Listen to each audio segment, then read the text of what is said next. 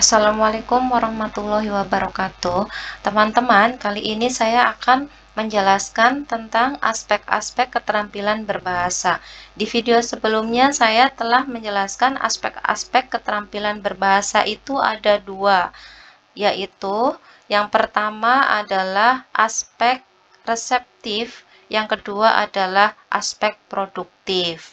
Aspek reseptif bersifat penyerapan atau penerimaan, seperti yang tampak pada kegiatan menyimak dan membaca. Sedangkan aspek produktif bersifat pengeluaran atau pemproduksian bahasa, seperti yang tampak dalam kegiatan berbicara atau menulis. Yang pertama adalah menyimak. Menyimak bisa diartikan dengan kegiatan mendengarkan bunyi-bunyi bahasa melalui alat pendengarannya dengan penuh perhatian dan konsentrasi untuk memperoleh pemahaman yang memadai.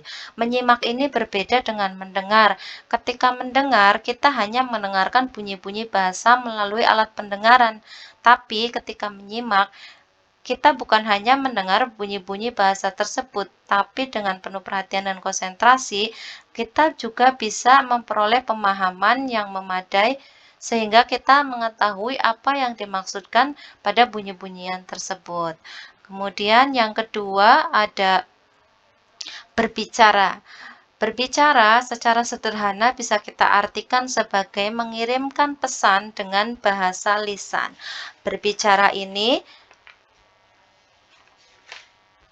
dalam keterampilan berbahasa ada 3 jenis, yaitu berbicara secara interaktif, yang kedua berbicara secara semi-interaktif, dan yang ketiga adalah berbicara secara non-interaktif. Pada saat berbicara interaktif, misalnya terjadi pada saat percakapan secara tatap muka dan berbicara melalui telepon. Kegiatan berbicara dalam situasi interaktif ini memungkinkan adanya pergantian peran atau aktivitas antara yang berbicara dan yang mendengarkan. Di samping itu, situasi interaktif ini memungkinkan para pelaku komunikasi untuk meminta pengulangan kata atau pengulangan kalimat atau memperlambat tempo bicara dan lain-lain. Kegiatan berbicara dalam situasi interaktif ini dilakukan secara tatap muka atau bersifat dua arah atau bahkan multi arah gitu. Kemudian situasi berbicara yang kedua adalah yang tergolong semi interaktif, misalnya dalam berpidato dalam kegiatan kampanye atau berkhutbah atau ceramah dan lain-lain. Pada saat berbicara semi interaktif ini, audiens atau pendengar memang tidak dapat melakukan interupsi terhadap pembicaraan. Namun, pembicara dapat melihat reaksi pendengar dan ekspresi wajah dan bahasa tubuh mereka. Beberapa situasi berbicara dapat dikatakan betul-betul bersifat non-interaktif jika pembicaraan dilakukan secara satu arah dan tidak melalui tatap muka langsung. Misalnya, pada saat berpidato melalui radio atau televisi.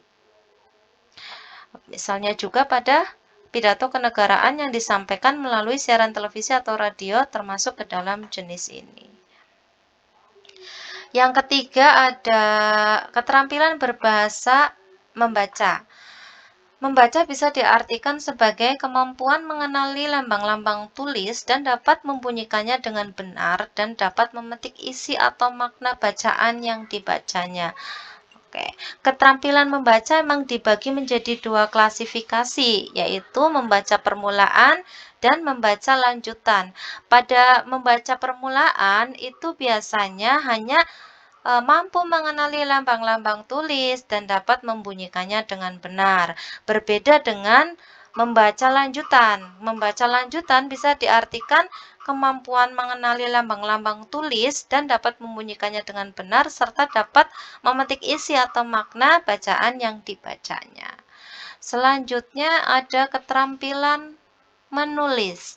Menulis dapat diartikan sebagai kegiatan menyalin kata-kata dan kalimat-kalimat serta menuangkan dan mengembangkan pikiran-pikiran, gagasan-gagasan, ide dalam suatu struktur tulisan yang teratur, logis, sistematis, sehingga mudah ditangkap oleh pembacanya.